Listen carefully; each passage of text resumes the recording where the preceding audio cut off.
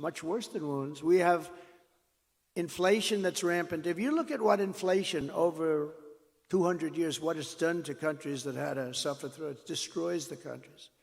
It's like cancer, destroys the countries. We have now banks that are closing. Two big banks yesterday closed.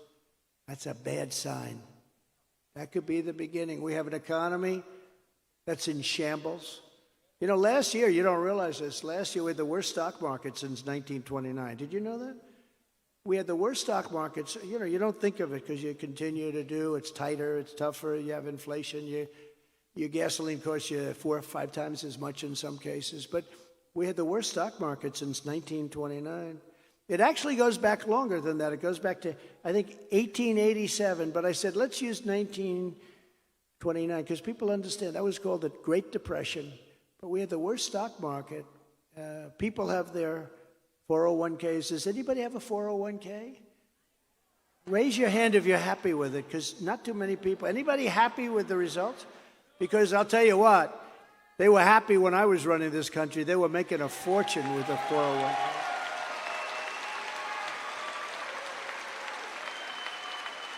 I had a police officer in New York. They're great people. He came up to me and said, "Sir, I want to thank you. My wife always said I'm a incompetent, horrible investor. We have a 401k. And all my life I was suffering with her, sir. You don't know what you're doing. You did."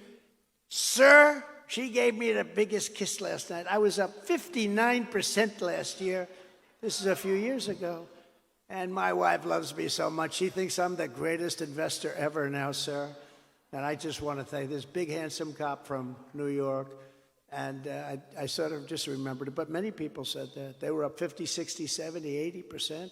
And now you're going down at numbers that nobody would have thought. Yeah, it was the worst stock market since 1929. Think of that, what that is, the Great Depression. We have a country that's a mess, but more